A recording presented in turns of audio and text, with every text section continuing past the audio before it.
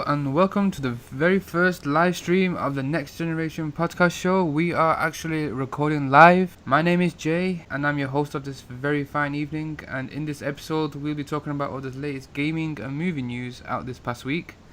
On today's panel, I'm joined by, for the first time, his name sounds so cool, it sounds like a planet. It's actually Neptune. Oh, wait. Hi. Wow, there's a bit of a delay there, Neptune, but hey ho. Our next guest, he is a huge movie fan, as long as it's entertaining. It's Nate. Hashtag Make America Grape Again. Hashtag. And that was an epic fail. Hashtag Make America Grape Again. Hashtag. Alright, and also joining me on this awesome panel, he is the ace up your sleeve, or possibly my sleeve. He is Kent. Oh, Jay, you know I'll always be the ace up your sleeve, man. Okay, and so straight off the bat, guys, let's run down the movie topic. So over to you, Kent. Our first thing up on the lineup is Michael Keaton drops out of Spider-Man Homecoming, which was like a week or so after he was announced for it. This comes just as Robert Downey Jr. is announced that he'd be joining Tom Holland in Spider-Man Homecoming. Deadline dropped the news that Michael Keaton would no longer be a part of the movie. The actor was announced last week as in discussion to play the villain in the movie, yet another somewhat bird or flying object. He would be playing Spider-Man's arch nemesis, the Vulture, no longer going to happen. That wasn't confirmed, though, was it? It was speculation. Yeah, he was in discussion. No, he was discussion to play the villain, but we didn't know for sure who the villain was. Yeah, it was rumored to be Vulture. Yeah, the Vulture. That's what all the speculation was. The report gave no reason as to why Keaton left either, or why he was even discussed in the first place. Well, like, one thing I find interesting about that is, like, even though a lot of people don't like the title, and I actually kind of do, because it's kind of like a double play on words, because one, it's like Homecoming, it's coming back to Marvel, but if you didn't know this, it's actually Spider-Man Homecoming is the title of, like, a comic book back in, like, I think, like, back in the olden days, like in the 60s and 70s, where the black suit was introduced. I don't know what they're going to do, like, story-wise, but I figured that you guys would like to know that. Yeah. When the black suit, like the Venom the symbiote suit, but like I don't think Venom was specifically a part of it, but like that storyline did have to do with the black suit. I'm not really all disappointed by this, like Michael Keaton not being in the movie. Aside from him being in the Tim Burton Batman's, like he doesn't really seem to fit today's like Marvel, or rather DC. No, wait, Marvel. Getting my signals crossed here. But he doesn't really seem to fit... Get your crap together, Ken. I'm sorry, man. He doesn't really... Hashtag Make America Great Again. Hashtag. But he doesn't really seem to fit the usual theme going on in these movies. I mean, like I'm okay with Robert Downey Jr. coming back playing as Iron Man, so I'm happy about that. Coming to play Iron Man at least one more time in the Spider-Man movie. Because do you guys know how much longer he's going to be playing Iron Man? Like contracts? I don't know. As long as he still likes making a ton of money. I'm guessing he's going to be in Infinity War Part 1 and Part 2 at some point. Yeah, I would imagine at least. And maybe some appearances and maybe some of the other... Apparently, he is going to be playing Iron Man for a lot longer than expected last time. Okay. They announced that he wasn't. It is. I'm okay. Yeah, I'm pretty glad that Robert Downey Jr. is going to be playing Iron Man in the Spider-Man Homecoming. Now, in terms of the title, I am not thrilled at all about the name of the film. Spider-Man Homecoming. It sounds a bit lame. So we got Sam Raimi's Spider-Man, just Spider-Man. We've got the Amazing Spider-Man, and now we've got Spider-Man Homecoming. It is a bit of a disappointment, but I'm just hoping that the movie is going to be to what we are expecting Spider-Man to be. And so far, from what everyone said about Civil War, that I've seen it, that the lucky ones that I've seen it, appears to be a really good Spider-Man. Yeah, for sure. Like, do you have any idea who's directing it? I don't have any idea. Homecoming? Yeah, because I remember Drew Goddard was in talks to direct it, but he was busy with Daredevil, the Netflix series. Apparently, a man named John Watts is directing Spider-Man Homecoming. John Watts? Okay. There you go. He doesn't really have a lot of history, like as far as like bigger budget movies. Directorial was Cop Car in 2015. Cop Car? What the hell? Yeah. Is anyone familiar with Michael Keaton's work? Yeah, Batman's. Oh, also, on a note of him dropping out, he does have Beetlejuice 2 coming up. America's Assassin, I think. He's kind of booked as far as filming goes for the rest of the year. That might be right. Why he dropped out. Yeah, me and Ken were speaking off air, saying how Michael Keaton probably dropped out due to scheduling, how many movies he's currently doing at the moment. Maybe he thought it was too much to take on. But I mean, this is only within a space of 7 days, a week, so it's not as if that surprising when an actor gets announced to be playing in a big role like, well, a big movie like that, and just out of nowhere he just drops out. I mean, most studios don't even announce a certain actor or actress dropping out. They just keep it under wraps, but decided to announce it. And it almost seems like, hey, you know who would be cool in this movie? Michael Keaton. No, I'm sorry, he's busy. Okay, never mind. Should fans be worried that Michael Keaton is not going to be in the movie? Nah, I don't think so. No, I mean, it depends on who really replaces him. That's the question. See, it depends who you're going to get now. I mean, are they going to continue on with the villain of Vulture, or will they get a new villain? Again, I still think that's still speculation, but if they were to do Vulture, I think maybe the only person I can think of off the top of my head that could possibly be it is John Malkovich. Yeah, he kind of has like that old, like weird, kooky kind of like kind of psychotic. Yeah, he's kind of got that going for him. I don't know. I think that'd be a pretty decent casting choice if they were to do that. But again, that's just off the top of my head. I could probably think of someone else better if I had about 10 minutes. So. Over to you, Ken. What's our next topic? 20th Century Fox finally confirmed Deadpool 2 would be moving forward with director Tim Miller back for a second round, and now Steve Frosty Wintraub was able to sit down with Miller for an exclusive chat on CinemaCon about it and the rumored X-Force movie. Miller revealed to Frosty that they are deep in the writing of the script of Deadpool 2, with Fox giving them the time that they need to do so. Miller mentioned the time frame for the movie to shoot. I don't think they've announced the time frame yet, have they? Oh, Miller did not mention the time frame for the movie. But hey, good news. So we're getting Deadpool 2 and X-Force. Deadpool 2 is definitely on the go. It has been greenlit, and hopefully we'll be getting that sometime. Maybe, I believe is it 2017? Or have they not announced a release date yet? I don't think they've confirmed an official date. I think what I'm looking forward to most is seeing Keira Knightley as Cable. Nice. Yeah, trying to get she's got the acting chops for it.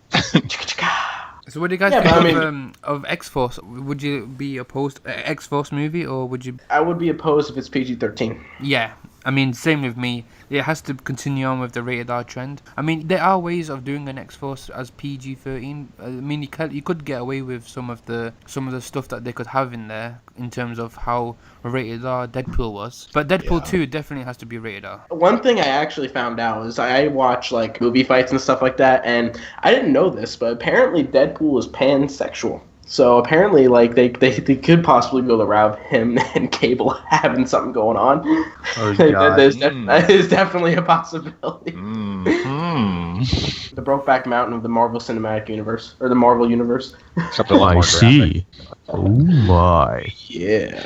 Basically, what I'm getting from this, anyways, is that Fox is like, "Oh yeah, Tim Miller, you're right. That movie was awesome. We'll give you all the time you need and make it however you want." And they'll actually give them a budget to work with this time around too. So, I would imagine that just like up the ante. Well, I remember seeing something about budget talk. Like, I think it was actually in Machinima ETC. They had a podcast. They were talking about budget. I think he would like to keep the budget small, just because like it allowed him to like make the movie that he did. Yes, I mean the movie had a small budget, but he had a lot more freedom with it. The more money the production company puts into the movie, the more control they have over it. So he wants to try to keep as much freedom as he can. Even though Deadpool is extremely popular, I still think he wants to keep it kind of rooted to the theme that he made with the first movie. And I think I could be wrong, but I think he wants to try to keep it at a smaller budget, more than what he had, but not Avengers 2 or Batman v Superman type budget. Right, yeah. I'm not saying like X-Men Wolverine origin crap budget or something like that. I'm just saying enough of a budget where there's some actual decent cameos that they could throw in if they wanted to, instead of like generic Metal Man and like raging teenager. Negasonic Teenage Ward. I liked her. I thought she was really good in the movie. Yeah, she's a character. That was just straight up creativity on their part. Yeah. You know, it's funny, for how big this mansion is, I keep only seeing you two. It's like Fox didn't have enough money to put more X-Men into the movie. Yeah, pretty much.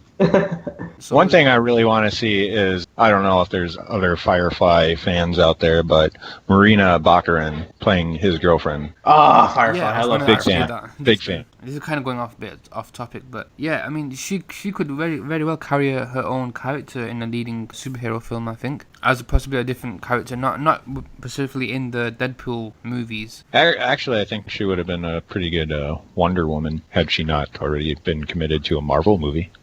Oh yeah, I think Gal Gadot did really well with Wonder Woman for what we saw. I mean, for the little taste that we got, I thought she did pretty good. I mean, yeah, I could definitely see her. I could definitely see her being Wonder Woman though. Isn't it funny though? Like everything I see her in, she always plays a slut. Who's that? Baccarin or? Yeah, no, Baccarin. Yeah, she definitely has some edgier roles. For sure. I mean, I wouldn't say she was a slut in V, that TV series. Like, I completely forgot that she was in V, but in Firefly, I mean, she played a whore. With you. I know.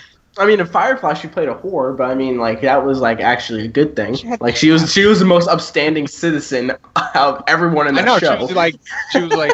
She was the biggest moral compass there, except for the old preacher. Old priest, yeah, the old preacher. Like apparently kicked ass like nobody's business, which that was never actually explained. I'm kind of disappointed about that. Yeah, that at least Universal bought the rights to it and allowed us to make a movie out of it, or get Serenity. Which is kind of funny because then that ties back into like the comic book universe too. I've been silent because I'm actually watching the trailer right now. Watching which trailer? X-Force, and I've been slightly confused and like seeing all the different scenes from the different movies. But the one part where the Birdman saves the guy, I actually thought he saved Donald Trump, and I thought they were adding Donald Trump into this movie, and I was like, hashtag make America great again. Hashtag. Yeah. When he saves when he saves him from falling, I seriously thought it was Donald Trump because of the hair flying over, looking like his overcomb. We have to remember 7-Eleven. Filming now underway, Justice League is continuing to add to their already impressive list of supporting actors with a new addition to the cast announced via THR. Willem Dafoe is the latest actor to join, and the second from Sam Raimi's Spider-Man movies, the first being J.K. Simmons. THR's report says his part is being kept under lock and key, only to say that he will be a good guy in the movie. So I'm happy about that decision. I just can't imagine what character he's going to play. Or how he's going to tie in. I hope he plays like a villain John role. Jones. Wait, who? Martian Manhunter. Wow. Me? I can see it. Know. I can see it. He's got the jawline for him, and he's got like that alien looking face already going through. He's got screen green. I realize why I'm confused about this trailer. There. I hope he plays like some kind of villain role. I can't see him playing as a goody guy because we've seen him as the Green Goblin from the Spider-Man film. Willem Dafoe has always kind of seemed like he's either played a villain or an anti-hero. No, he played Jesus Christ, man. I'm just telling you that right now. He played Jesus Christ. Oh. Okay. you kind of going a ways though. No, my point is like he can play a good character. I mean, like I don't know. He plays a good character regardless of whether he's good or not. He's a brilliant actor. Don't get me wrong. He's a brilliant actor. You knew what I meant. Yeah, I meant like good as like moral compassly good, not like good like he portrayed the character good. Yeah. But that was like late 80s in pretty much every role except for the very few like Last Temptation of Christ and whatever else there was. Like I can't remember. I can't think of anything else. Yeah, he's kind of been the anti-hero. Yeah, I'm pretty sure he was in American Psycho. Someone mentions American Psycho, and I can't get past the intro where he's talking about all the facial stuff that he does and whatnot. So that's all I remember. Along with the business. Oh, that business card. Oh, this bastard trying to up me. I don't know. I mean, I'm trying to think. I mean, bad guy wise, I mean, I can't see him playing any a bad guy. And I don't see Warner Brothers trying to like pull the carpet out from underneath us, saying like he's a good guy and be like, oh yeah, he's a bad guy now. I don't think he would. I don't think they would do that. But no, I don't think they'd put him in as bad guy. Probably because of Green Goblin, and they had some role in mind where Willem Dafoe would be perfect for this. So yeah, I don't know. I think it's a good casting choice. I think it's a great casting choice actually. Yeah, it's a great move because they've got J.K. Simmons now. He's gonna be which I'm excited for. Oh Oh yeah, definitely. I hope he gets the Hitler stash back. I was hoping he would be like in some kind of Spider-Man movie, you know, either Homecoming or the previous one, which was the Amazing Spider-Man, as J. Jonah Jameson. But obviously that didn't happen. So now he's going to the other side, you know, DC universe. In the new Batman films. So DC is just grabbing like all the Marvel outcasts, like Simmons, obviously Batman, or rather Daredevil. They're getting huge actors now and actresses. It's getting like Batfleck. It's getting serious now. Let's just hope that this. Let's just hope Zack Snyder can make a well-written story this time. Is he writing Justice League? Yeah, I know he's directing it. I don't know if he's writing it. I mean, yeah, he's directing it. Is he going to be directing the standalone Batman? Because there is going to be a standalone Batman. No, standalone Batman's written and directed by Ben Affleck. Ah, yeah, that's right. What are we talking about? Domino's turned my attention. So we're talking about you're talking about pizza, dude. You gotta order pizza, man. Yeah. We are not sponsored by Domino's. Just letting everyone know. Hey, copyright. I have a little bit of a hard time seeing J.K. Simmons as Gordon. That might be because of he's got bald head. Jeez, what's his name?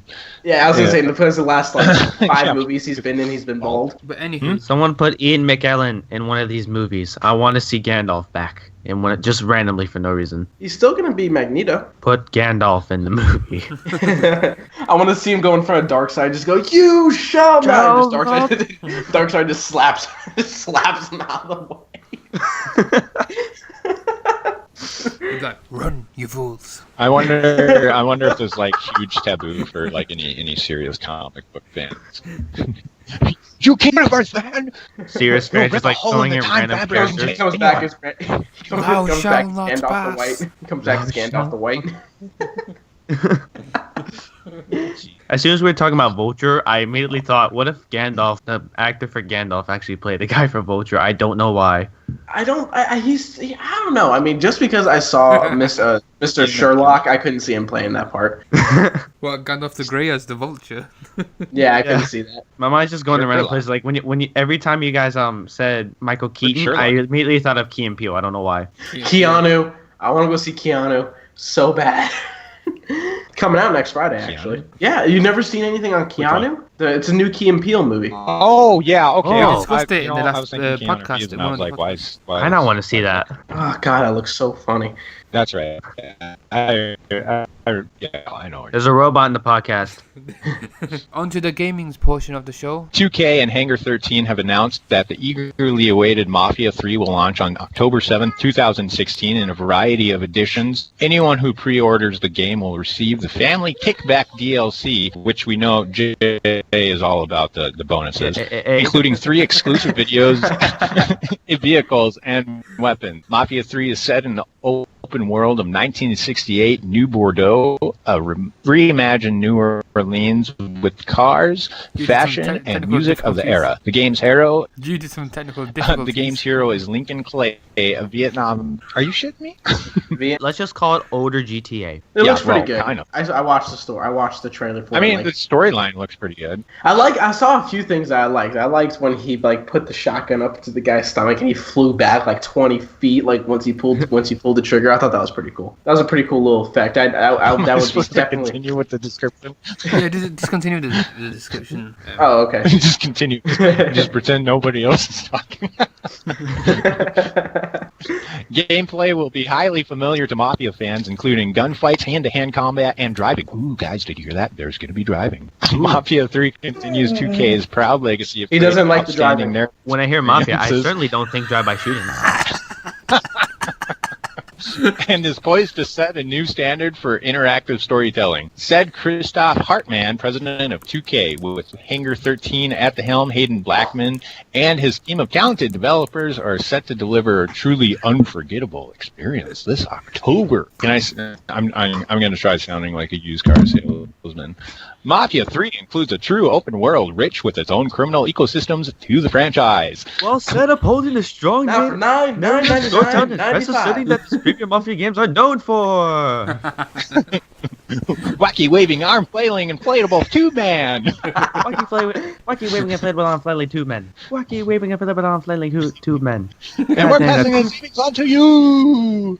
Ooh. Okay, guys, back on topic. Mafia 3 announced the release date of October 7th, so it's quite far away considering we're only in April. But the trailer, the actual trailer was pretty decent. I thought it was a good trailer. It showed some of the storyline. I've never played any of the Mafia games before. I haven't either. This is all new to me. Are you guys fans of the Mafia franchise? Have you ever played the previous games? I remember my stepdad playing it on the PS2. I mean, if this sounds like GTA, I could pretty much get what it's based around. Just like Mafia for me has been like one of those games that you kind of rent or borrow for a friend. Redbox. And play for like a week or two and be like, I'm gonna go back to playing Grand Theft Auto. At least that's what it's been for me. That's been my experience. I've never been a big fan of those types of games. I mean, I'm definitely a minority here when saying I haven't played like any of the GTA games or anything like that. Like I've tried them out, but I never played them in their entirety. They're fun for a while, but like everything kind of gets repetitive, and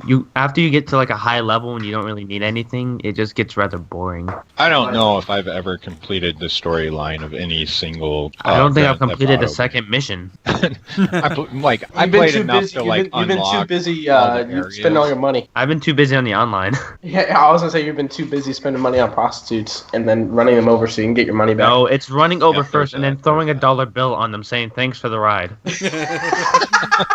Nice.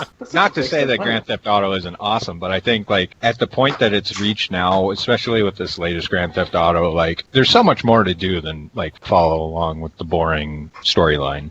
Dude, you just take that jet and you just crash it into a car for no reason. Exactly, especially online. Like point, take a helicopter while someone's doing a race and just smash into them, piss everyone off. You can like troll all day. I would just play Just Cause 3 at this point if you want to be destructive. I'm trying to get a PS4 in about 2 months so I could get. No, you said Just Cause. I'm thinking Uncharted. Dang it. Oh, Uncharted. Woo!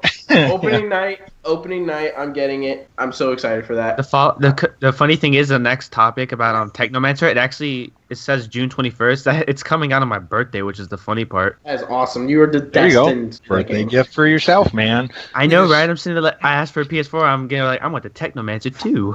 Because I'm Batman. I'm Batman. Always bring the Batman into a topic. That is a stumper. Jay's sitting over there getting twiddling his thumb. I've gotten my GTA jokes out. You ran out of GTA jokes? Those could go on. Why is Buffalo Bill in the conversation? Who? What? Buffalo Bill. You've never seen. You don't know who Buffalo Bill is? Who's Buffalo Bill? Go watch Silence of the Lambs right now. Yeah. Oh, wait. I've seen that movie. I just forgot. Hey, I saw that movie I saw that movie like 2 years ago. I want to see it. I was expecting something big, something huge.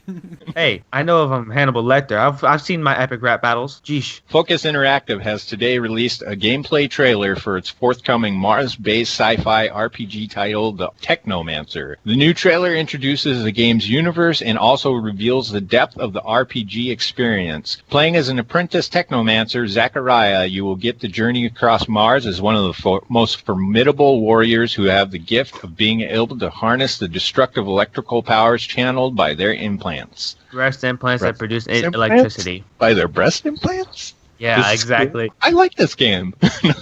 Developed by Spiders, that's the name of the company, not just random spiders. Spider-Man is making a video game now. Spider-Man Home. Yep. Double confirmed. Yep, there you go. The Technomancer features more than 40 hours of quests and sees you leveling up your character time-honored RPG fashion via experience points across 4 skill trees with 3 different combat stances and the Technomancer powers through your breast implants. Now remember that. As you progress through the adventure, you'll also learn talents, as well as recruiting companions, all with their own story, behavior, and breast implants. Oh, sorry, Mortal Code. Special quests and talents that will help you both during battles when exploring the game world. There's also a crafting system that you can be used... breast implants. Yep, to build better breast armor and weapons.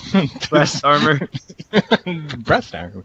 Yeah, that too. The Technomancer is released on June 21st on Xbox One, PlayStation 4, and PC. Which one has the best graphics for those breast implants? The bigger they are, the harder the electricity. I don't know. This game kind of reminded me, like when I watched it, like gameplay with the story, like gameplay wise, it kind of reminded me of the Mad Max game. Just like the style, like the fighting and everything, which it looks like they kind of stole from Batman, but they just kind of Batman comes back in everything. Exactly. It's because it's Batman, man. Talking about spaghetti, Batman comes up. Wait. I didn't feel like it reminded me of the Batman game. I mean, the fighting style was nothing like. No, the combat. The combat reminded me of Mad Max, which Mad Max stole or used the techniques or the strategies from Batman. Which Batman? Arkham. Are you talking about the Arkham? Yeah, it reminded me kind of like I said, like Mad Max on Mars. That's the vibe I got from it, at least. Which I'm not saying Mad Max is a good game. Like it was a really good game for like it was really surprising and just like especially like the fighting technique kind of reminded me of Mad Max a little bit, but they just tweaked it a little bit. They have 3 different types of styles. I think it's going to be more or less like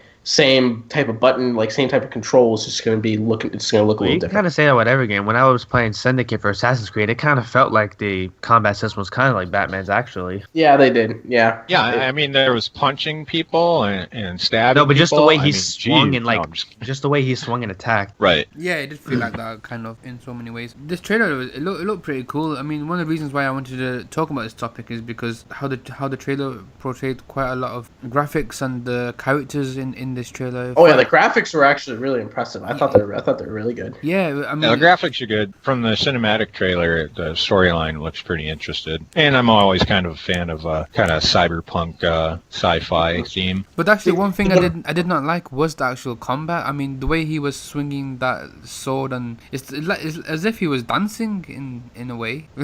When you get doing like the way he was trying to block, he's like doing a backflip. Kind of look like Wait, hang on. So not only are there breast implants, but there's dancing too? What kind of dancing are we talking about? Belly. Yeah, belly dancing. Ballet. Ballet. Oh. And In this trailer, it kind of reminds me of like you said, like it looks like a Mad Max mixed with like Dead Space for me. I mean, it looks interesting, and I'll give it a shot. When I saw the link to this, I saw a game earlier. I didn't watch the entire trailer, but I thought this was going to be it. There was a game that came out, or a trailer that came out from E3. It was basically post-apocalyptic robot dinosaur hunting. It sounded that nice. Okay.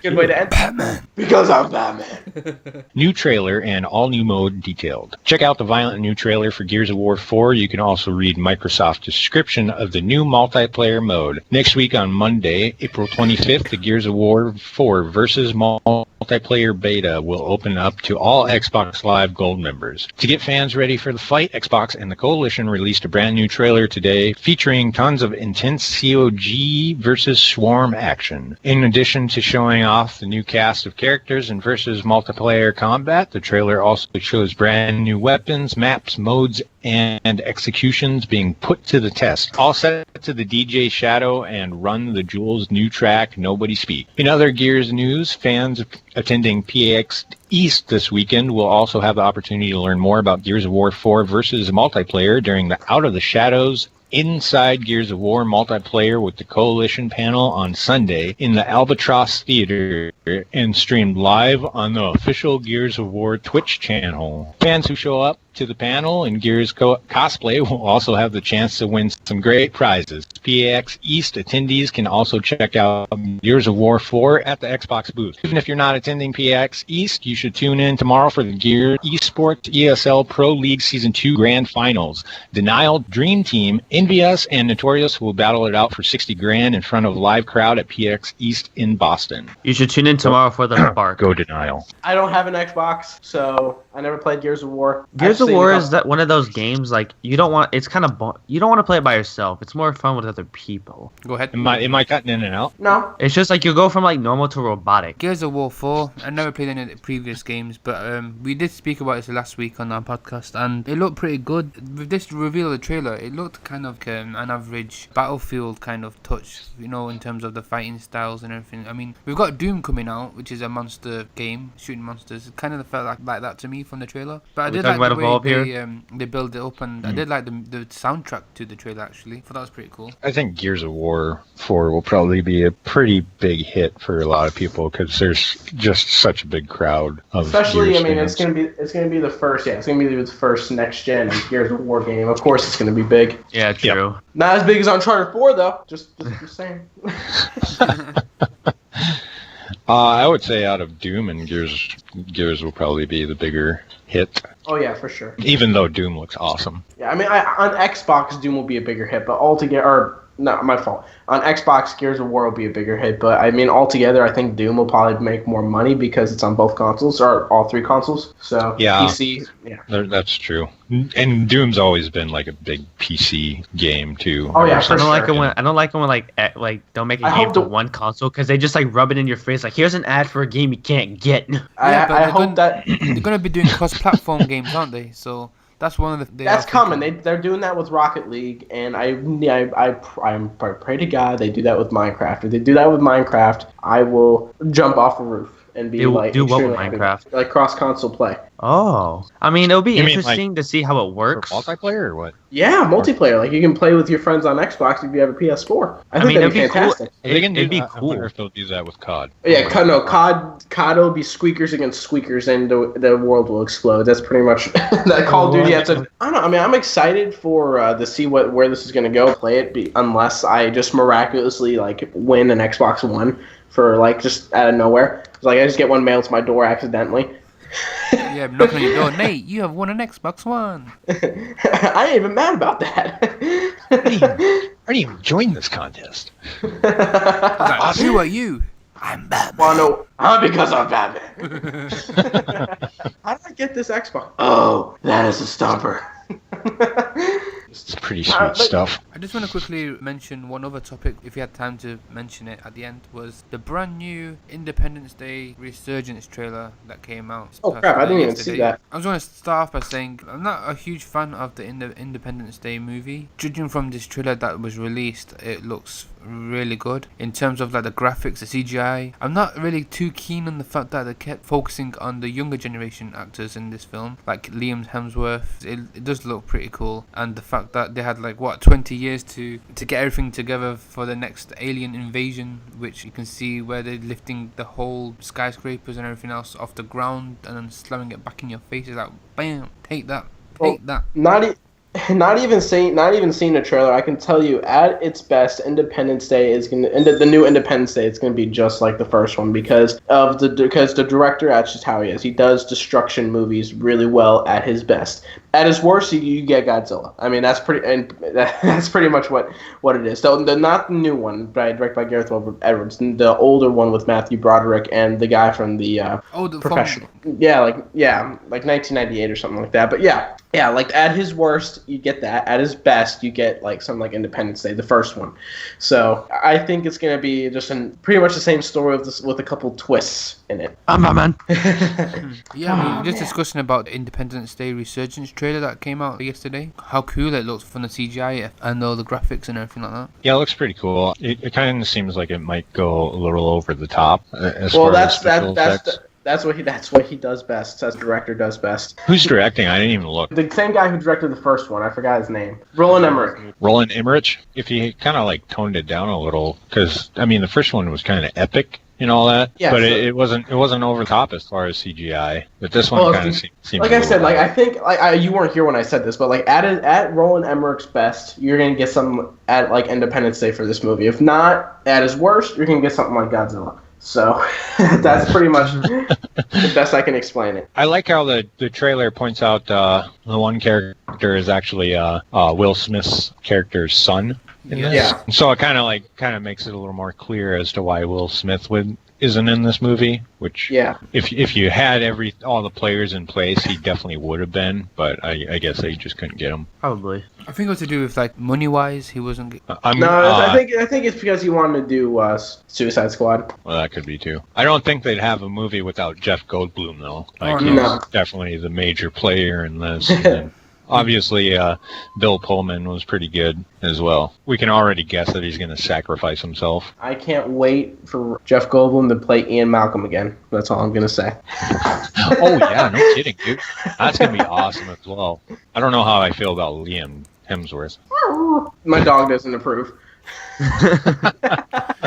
That's one of the things that I was saying. I'm not really keen on the fact that they kept focusing on the younger generation actors in this film. I think they're the younger generation actors. I think they're trying to go like the Star Wars route, try to making it seem like that. But again, knowing Roland Emmerich, if he tries to do that, he'll get something like The Day After Tomorrow with Dennis Quaid. That was more Jake Gyllenhaal. Or 2012 with John Cusack. Oh God, yeah. That was terrible. That was terrible. I mean, this movie resurgence in the idea of it is very fascinating because, well, it's been 20 years since Independence Day. Well, I mean, they really have a unique opportunity to make a great sequel, have it fill like all my cinematic needs. But from seeing the trailers, like it just. I got some doubts now. It might be pretty decent. I mean, because if the production company, I'm looking at IMDb right now, the production company actually announced Independence Day 3. It's announced, so it might be